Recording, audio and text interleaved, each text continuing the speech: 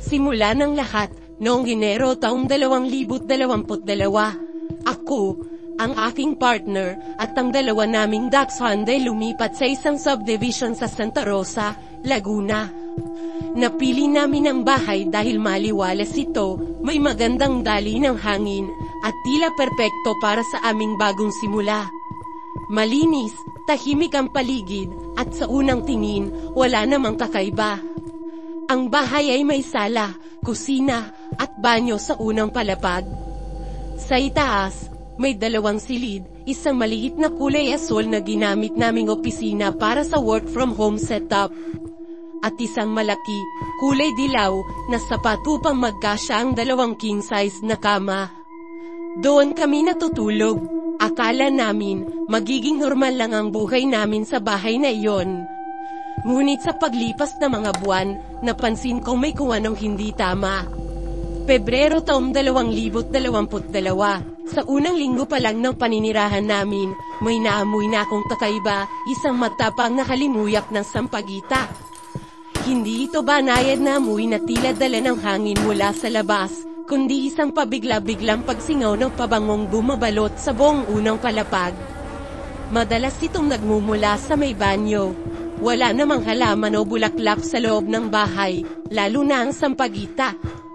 Pinagmasdan ko kung may naiwan bang lumang insenso o pampabango mula sa dating may-ari, pero wala akong nakita. Ang amoy ay bigla na lang sumusulpot, malinaw, malakas, at may kung anong dala na hindi ko may paliwanag. Marso taong 2022, madalas akong magtrabaho sa asul na kwarto tuwing umaga, habang tahimik na naglalaro ang mga aso sa sala. Isang araw, habang nakaupo ako sa harap ng laptop, bigla kong naramdaman na may kumalabit sa aking likod. Mabilis akong lumingon, pero wala namang tao. Sa simula, inisip kong baka guni-guni lang. Ngunit na mangyari ito muli, isang malamig at magaan na palabit sa aking balikat, napatayo ako, biglang nakaramdam ng kaba. Mula noon, hindi ko na maiwasang lumingon paminsan-minsan, palagi nag-aabang kung may makikita akong anino sa likuran ko. Abril taong 2022, minsan, sa kalagitnaan ng panonood namin ng TV sa kwarto naming dilaw, napapatulog kami ng hindi inaasahan. Ngunit paggising namin, lagi na lang nakapatay ang TV. Sa una, naisip namin na baka na daw to off ito.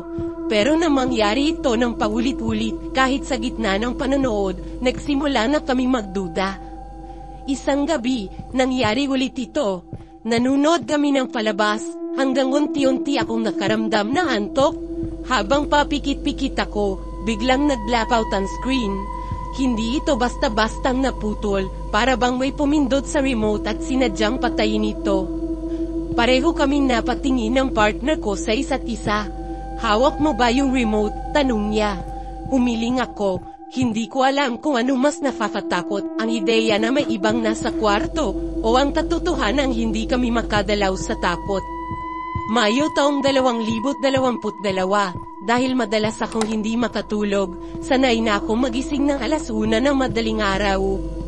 Isang gabi, habang tahimik na nakahiga, biglang nagsalita ang partner ko habang natutulog. Andyan na siya, napabalikwas ako, pero hindi siya nagising. Tahimik lang siyang nakahiga, para bang walang nangyari. Mabilis akong nagtalokbong ng kumot, pinipilit ang sariling huwag mag-isip ng kung ano-ano. Pero paano kung may totoo siyang nakita? Hunyo taong 2022, mula sa matapang na amoy ng sampagita, napalitan ito ng mabahong singaw, isang tila bulok na amoy na hindi namin matukoy kung saan nagmumula. Para itong patay na daga o nabubulok na karne. Naghanap kami sa ilalim ng mga aparador, sa sulok ng mga pader, pero wala kaming nahanap. Ang amoy ay bigla na lang lilito, at bigla ring mawawala, parang may gustong iparamdam. Setyembre taong 2022, madalas mag-basketball ang partner ko tuwing gabi at nakapauwi ng halos alas 11. Sa mga oras na wala siya, maririnig kong may nagtatakbuhang yabag sa itaas, sa mismong kwarto namin. Maliit na yabag, mabilis, para bang mga batang naghahabulan. Ngunit wala namang bata sa bahay. Disyembre taong 2022, may bisita ang aking partner, isa sa mga tropa niya.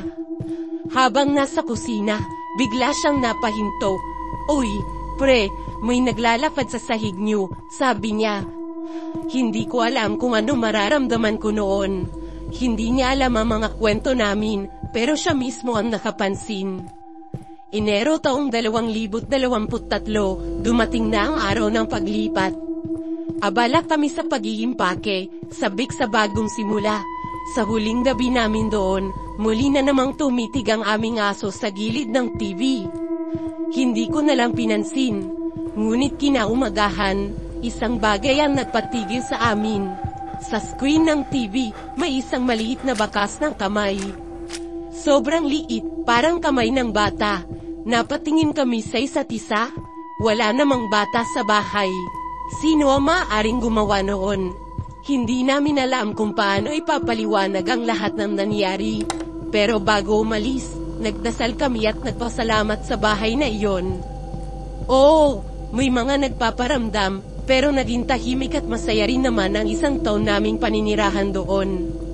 Hanggang ngayon, naiisip ko pa rin ang munting kamay na naiwan sa aming TV. At minsan, napapatanong ako sa sarili, totoo pa yang umalis na kami, o may bahagi pa rin sa amin ang nananatili roon.